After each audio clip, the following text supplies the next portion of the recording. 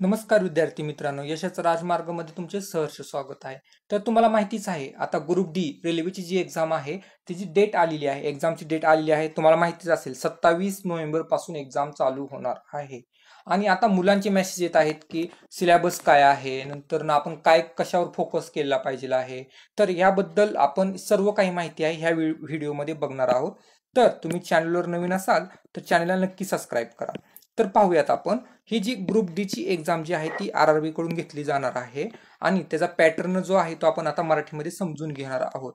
एकूण लक्षात ठेवा, एकूण प्रश्न असणार आहेत 100 आणि गुण टोटल गुण पण 100 म्हटलं चालेल. आणि वेळ जर बघितलं तर 90 मिनिटे, म्हणजेच जवळपास आपल्याला 1.5 तास वेळ मिळणार आहे. 1.5 तासामध्ये 100 क्वेश्चन सोडवायचे आहेत. त्याचबरोबर पुढे बघितलं तर बरोबर उत्तर आलं की 1 गुण मिळणार आणि उत्तर जर चुकलं तर 1/3 मार्क हे कमी होणार आहेत, म्हणजे 1/3 निगेटिव्ह आहे, म्हणजे 0.33% मार्क कमी होणार आहेत.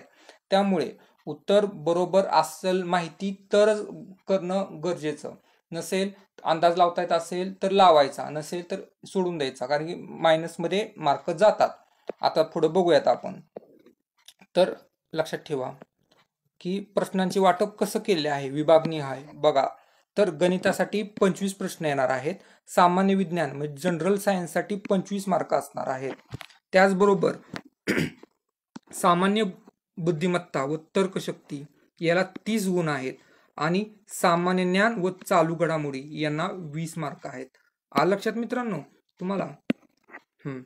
25 आणि 25 50 आणि हे 20 आणि 30 50. लक्षात ठेवा असे मार्क आहेत. 50 आणि 50 100 आणि टोटल वेळ आहे आपल्याकडे 90 मिनिट.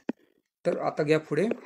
तर आपण आता गणितामधले महत्वाचे चॅप्टर बघून घेऊयात. गणितामध्ये पहिला आहे आपला नंबर सिस्टीम, संख्या प्रणाली म्हटलं जातं. त्याचबरोबर डेसिमल्स आहे, फ्रॅक्शन्स आहेत, म्हणजे दशांश भिन्न वगैरे काय आहेत त्यात. LCM आहे, HCF आहे, रेशिओ, प्रोपगेशन प्रमाण वगैरे म्हणतात त्याला, पर्सेंटेज आहेत. पुन्हा आपण बघितलं महत्वाचं आता मराठीमध्ये लक्षात येईल, लक्षात क्षेत्रफळ आहे, घनफळ आहे, हे करणं गरजेचं आहे. म्हणजेच आपल्या सर्कलचं विसरू जाऊ शकतं, ट्रायंगल, नंतर रेक्टँगल, हे सगळं काही विसरू शकतात, त्यामुळे करणं गरजेचं आहे. त्याचबरोबर time and work, time and distance हे करणं गरजेचं आहे. त्याचबरोबर पुढे बघितलं तर आपण आता इंग्लिशमध्ये बघण्यापेक्षा मराठीमध्ये तुम्हाला लगेच समजून येईल. व्याज आणि सरळ व्याज, सरळ व्याज आणि चक्रवाढ व्याज. लक्षात ठेवा मित्रांनो, सरळ आणि चक्रवाढ व्याज करणं गरजेचं आहे, म्हणजे सिंपल अँड कंपाऊंड इंटरेस्ट.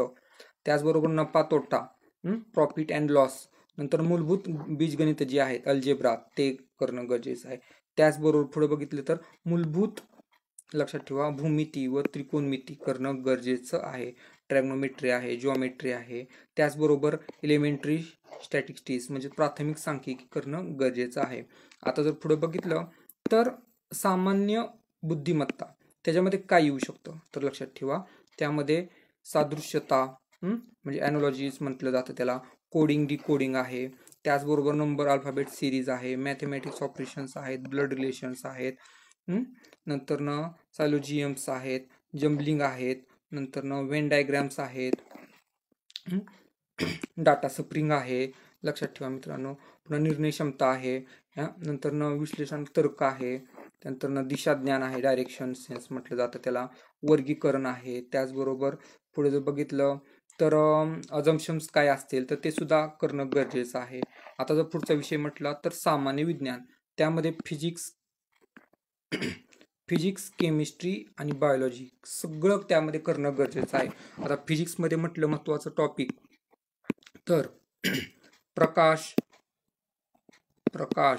ध्वनी, लक्षात ठेवा मित्रांनो, लिहून घ्या वाटलेस तर तुम्ही.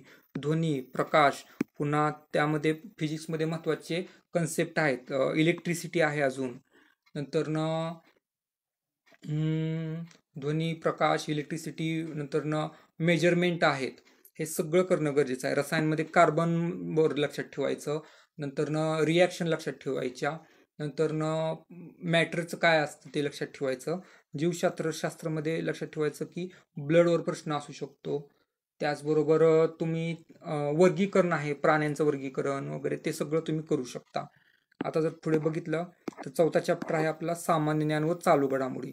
त्यामध्ये राष्ट्रीय व आंतरराष्ट्रीय चालू घडामोडी, खेळ आहेत, संस्कृती आहे, नंतर प्रसिद्ध व्यक्तिमत्व, अर्थशास्त्र, राजकारण, संविधान, नंतर सरकारी योजना, विज्ञान व तंत्रज्ञान, नवीन घडामोडी काय घडल्या असेल तर त्या करणं गरजेचं आहे.